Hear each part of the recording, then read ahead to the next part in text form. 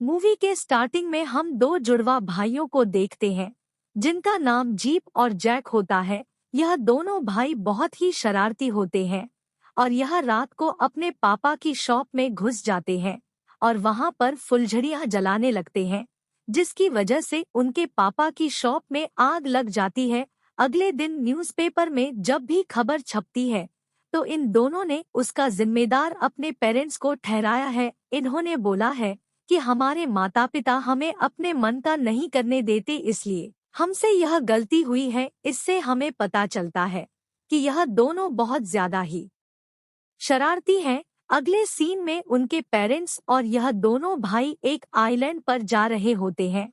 यह दोनों भाई अपनी माँ से पूछते हैं कि हम कहाँ जा रहे हैं, तो माँ कहती है कि एक आदमी को तुम्हारे पापा की नोवेल पसंद आ गए हैं और वह इन्हें फ्री में पब्लिश करना चाहता है, इसलिए हमें एक फैमिली फोटो के लिए वहां पर जाना पड़ रहा है और हमें कुछ दिन रुकना भी पड़ सकता है।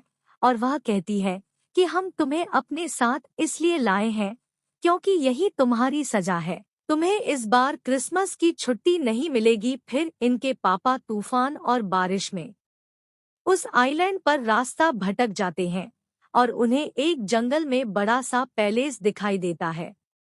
उसे देखकर उनके पापा अंदर जाते हैं और वहां पर शरण लेने का पूछते हैं।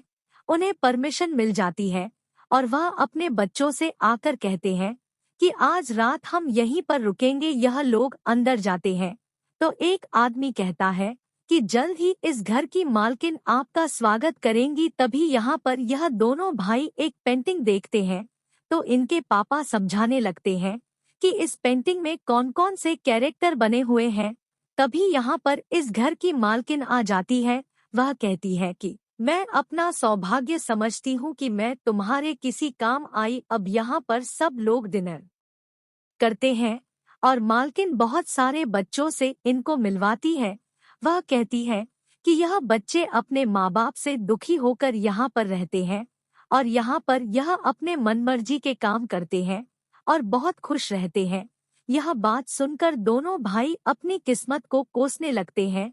मालकिन बताती है कि बचपन में मेरे माता पिता गुजर गए थे, उसके बाद मैं इन बच्चों के साथ खुश रहती हूँ। यह घर अनाथ आश्रम नहीं है बल्कि यह चाइल्डहुड हम है, जैसा कि मैंने घर के बाहर गेट पर लिखवा रखा है। अगले सीन में इस घर का एक नौकर इन्हें इन भाइयों का और उनके मम्मी पापा का अलग अलग रूम दिखाता है। जब यह दोनों भाई अपने रूम में आते हैं तो यहाँ पर एक लड़की खिड़की से आती है और वह कहती है कि मुझे अदृश्य भूत पकड़ना है। इस लड़की का नाम रीता होता है। रीता इन दोनों भाइयों से शांत रहने को कहती है और वहाँ पर एक दरवाजा खुलता है, लेकिन जीप को छीन जाती है जिससे वह अदृश्य भूत गायब हो जाता है। अगले दिन यह दोनों भाई जब उठते हैं तो इस घर की मालकिन आकर उनसे कहती है कि तुम दोनों भाई बहुत शरारती हो, जिसकी वजह से तुम्हारे माता पिता तुम्हें यहीं पर छोड़कर चले गए। यह सुनकर दोनों भाई हर जगह अपनी मम्मी पापा को ढूंढते हैं, लेकिन उन्हें उनके पेरेंट्स कहीं नहीं मिलते। उन्हें भी अब कंफर्म हो जाता है कि हमारे मम्मी पापा चले गए हैं और जैक रोने लगता है। फिर यहाँ पर मालकिन आती है और वह कहती है कि जो लोग हमसे प्यार नहीं करते हमें उनके साथ नहीं रहना चाहिए और वह यहाँ पर रहने वाले सभी बच्चों से इन्हें मिलवाती है। यहाँ पर एक सिस्टर भी रहती है जो गुस्से में आकर एक गिटार तोड़ देती है, लेकिन वह फिर ठीक हो जाती है और दूसरा गिटार निकाल कर लाती है और बच्चों के सामने गाना गाने लगती है। अब काफी दिन गुजर चुके हैं और यह दोनों भाई भी यहाँ के माहौल में ढल चुके हैं। दूसरे सीन में हम देखते हैं कि इस घर की मालकिन एक अजीब सी लिफ्ट में कहीं जा रही होती है, तो हम यहाँ पर देखते हैं कि इस मालकिन ने इन दोनों भाइयों के माता पिता को कैद करके रखा हुआ है और वह उनके माता पिता से कहती है कि मुझे तुम जैसे पेरेंट्स पसंद नहीं हो जो अपने बच्चों को उनके मन की नहीं करने देते, और यहाँ पर तुम्हें किसी पब्लिशर ने नहीं बुलाया बल्कि मैं ने ही बुलाया है। इस आइलैंड पर मेरे अलावा और कोई नहीं रहता। फिर मालकिन इन दोनों को एक मशीन में डाल देती है और उसे मशीन से इन दोनों को 11 साल का बच्चा बनने के लिए बोलती है। और ऐसा ही होता है, यह दोनों 11 साल के बच्चे बन जाते हैं और सब कुछ भूल जाते हैं। फिर मालकिन इन दोनों बच्चों को भी बाकी सब बच्चों से मिलवाती है और दोनों भाइयों को इन दोनों के लिए अपना रूम शेयर करना पड़ता है। जब यह चारों रूम में होते हैं तो यहाँ पर रीता फिर खिड़की से आती है और वह इस अदृश्य भूत को ढूंढने लगते हैं और यह सब लोग भी उसके पीछे आ जाते हैं। तभी यहाँ पर जीप में और उस नए 11 साल के बच्चे में लड़ाई हो जाती है। जीप एक बुक फेंक के मारता है जो हवा में रुकती है और नीचे गिर जाती है, जिससे पता चलता है कि भूत यहीं पर है और उसके बुक लग गई है, जिस पर वह इन सभी पर बुक फेंक कर मारने लगता है। यह चारों बाहर आ जाते हैं लेकिन रीता वहीं रुक जाती है। वह देखी है कि टेबल पर कंपास गायब है और उसे खिड़की से एक गोरिल्ला भागता हुआ दिखाई देता है। फिर दोनों भाई और उनके माता पिता डरकर जंगल की तरफ भाग जाते हैं, जहां पर उन्हें वही गोरिल्ला दिखाई देता है, जिसे देखकर बच्चे भाग जाते हैं। लेकिन उनकी माँ, जो 11 साल की बच्ची है, वह रुक जाती है और वह गोरिल्ला उसे कुछ नहीं करता, बल्कि ऐसा लगता है कि जैसे वह उसकी बातें समझ रहा हो। तभी यहाँ पर मालकिन आ जाती है और उसे कर को बंदूक की गोली की आवाज से भगा देती है। बच्ची रहती है कि गोरिल्ला उसे नुकसान नहीं पहुंचाना चाह रहा था, लेकिन मालकिन उससे छोटी बच्ची से कहती है कि वह बहुत तेज और चालाक है, उसे तुम दूर ही रहना। अब रात को दोनों भाई और उनके छोटे माता पिता एक स्टोर रूम में चले जाते हैं, जिसमें उन दोनों भाइयों को अपने गाड़ी की नंबर प्लेट दिखाई देती है और अपने माता पिता के लेगिस दिखाई देते हैं, जिससे वह दोनों भाई समझ जाते हैं कि इस घर की मालकिन हमसे कुछ छिपा रही है। हमारे माता पिता यहाँ से हमें छोड़कर गए नहीं, बल्कि वह हमसे बहुत प्यार करते हैं। फिर यह चारों यहाँ से भागने का प्लान बनाते हैं और सारी बात रीता को बताते हैं। रीता इन चारों को लेकर यहाँ से भाग जाती है, लेकिन उसका एक तार में पर फंस जाता है, जिसकी वजह से यहाँ पर अलार्म बज जाता है और सोलोमन अपनी बंदूक लेकर इनका पीछा करता है। रीता के पैर में चोट लगी हुई थी, इसलिए वह वहीं पर रुकती है और बाकी चारों बच्चे भाग जाते हैं। यह चारों आइलैंड में बहुत आगे निकल जाते हैं, जहाँ पर इन्हें वही गोरिल्ला दिखाई देता है।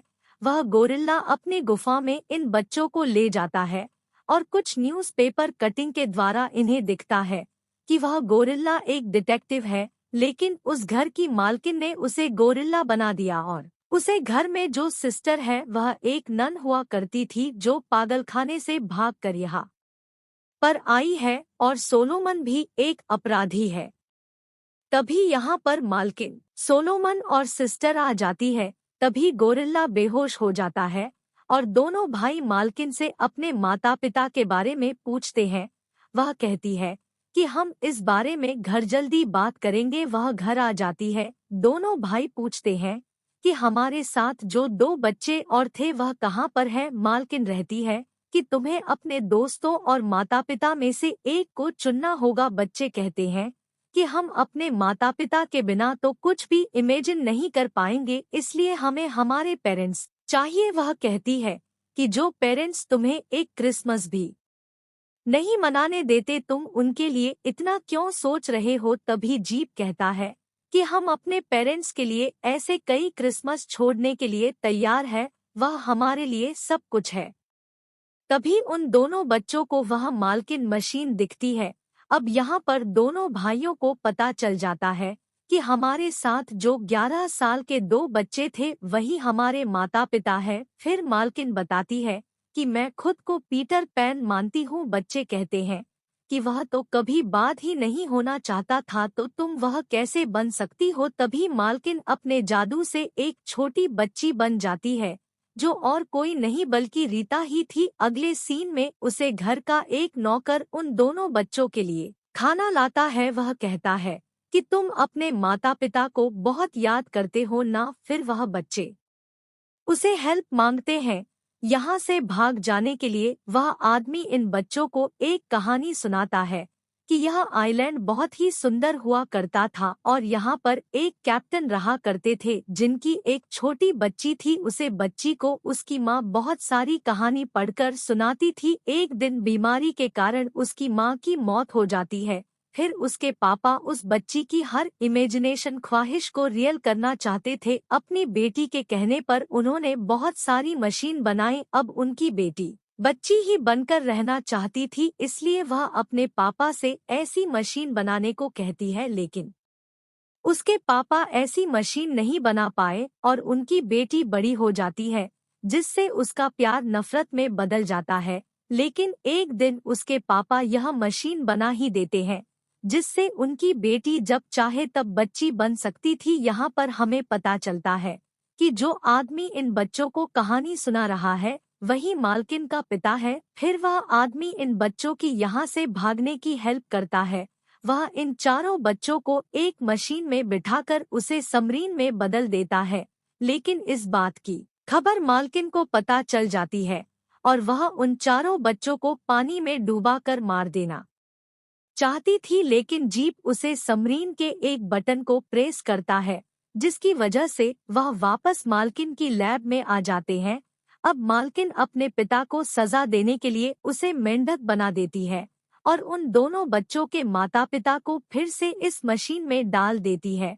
और अब वह उनके माता पिता को जानवर में बदलने का सोच रही है, लेकिन मेंढक को पता है कि यह सब कैसे रुकेगा, इसलिए वह जिस पानी के जार में है उसे तोड़ने लगता है। जीप समझ जाता है कि मेंढक क्या कर रहा है। मेंढक को रोकने के लिए सिस्टर आगे जाती है, लेकिन जैक पैर अड़ाकर उसे गिरा देता है और मेंढक उस जार को तोड़ देता है, जिसे सब कुछ पहले जैसा हो जाता है और सभी बच्चों को अपने माता पिता मिल जाते हैं और वह गोरिल्ला भी डिटेक्टिव में बदल जाता है और मालकिन का पिता भी अपनी बेटी की गलतियों को माफ करके उसे गले लगा लेता है। और उन दोनों बच्चों के माता पिता जैसे ही मशीन से बाहर आते हैं तो वह बच्चों से बड़े हो जाते हैं, जिसके बाद वह अपने बच्चों को गले लगाते हैं। यहीं पर यह मूवी खत्म हो जाती है।